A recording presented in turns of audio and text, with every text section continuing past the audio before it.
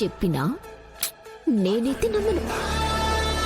మా అమ్మి మూర్ఖులలో నెంబర్ 1. అస్సలు వినదు, అస్సలు తగ్గదు.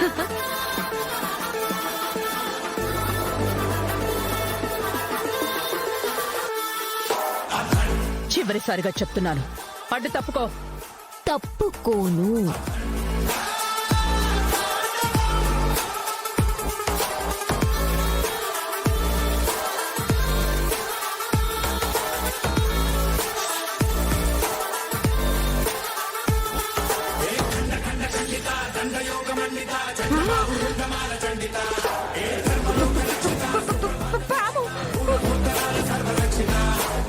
ఇంతకు ముందు ఒకసారి నేరుగా ఇంట్లోకి వచ్చేసి ఉండాది.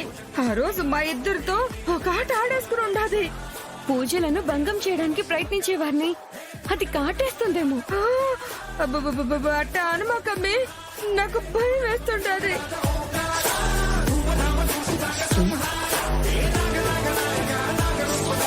పాము బుస కొట్టినట్టు ఎందుకలా సౌండ్ చేస్తున్నారు? మీ బుసబుసలకు ఈ అనన్య అస్సలు లొంగదు.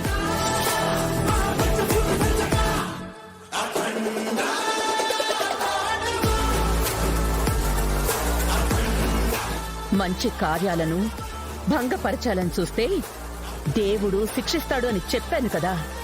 ఒకసారి వెనక్కి తిరిగి చూడవే మిడత మొహందానా. ఏముంటుంది? ఏముండదు.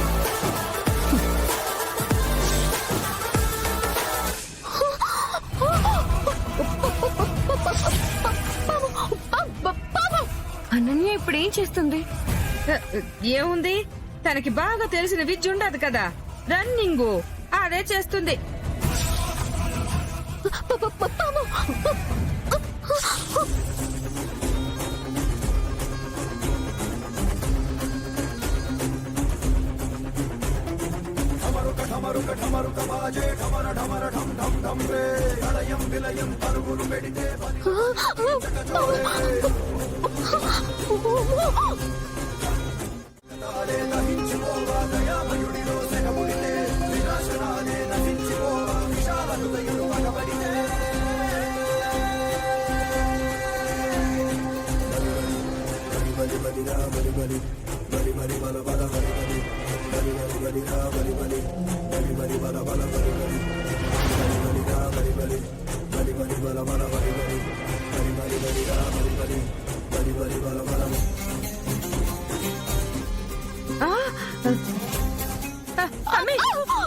నీ వల్ల కాదు గాని ఆ స్వామీజీ దగ్గరికి పోయి ఏదైనా సలహా అడుగు.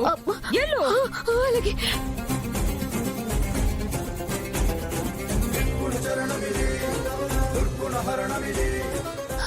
స్వామిజీ, స్వామిజీ, నాగమ్మ నన్ను కాటడానికి వస్తుంది.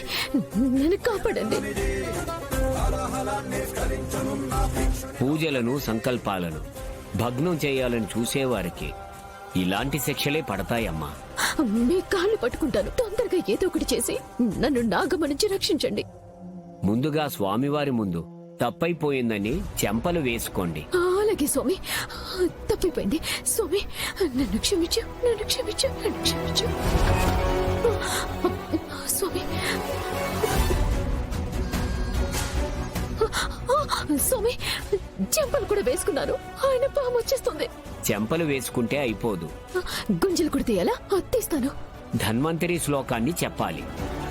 అప్పుడు నాగమ్మ శాంతిస్తుంది. చెప్తాను స్వామి.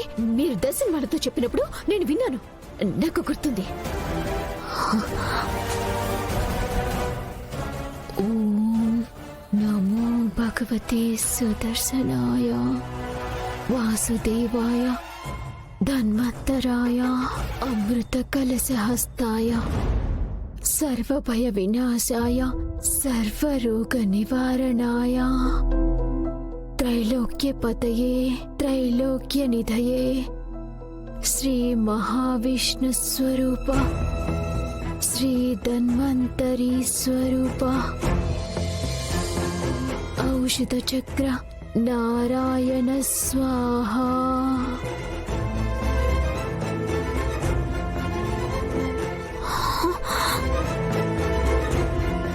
ఇకనైనా బుద్ధిగా ఉండమ్మా.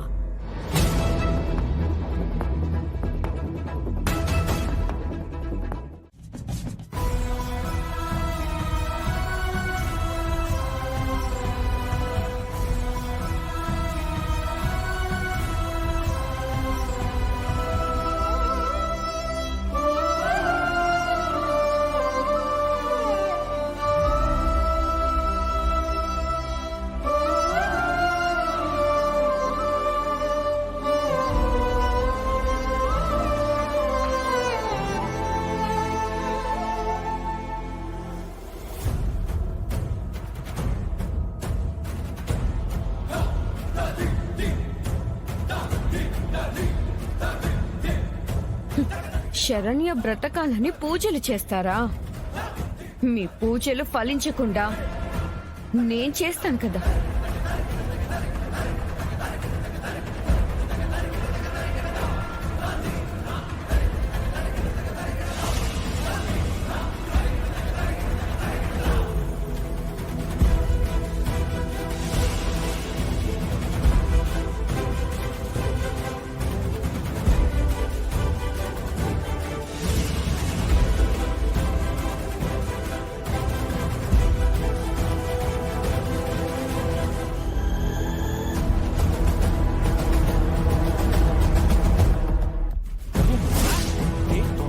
ఈ ఫోటోని కూడా పడేస్తే ఒక పనైపోతుంది.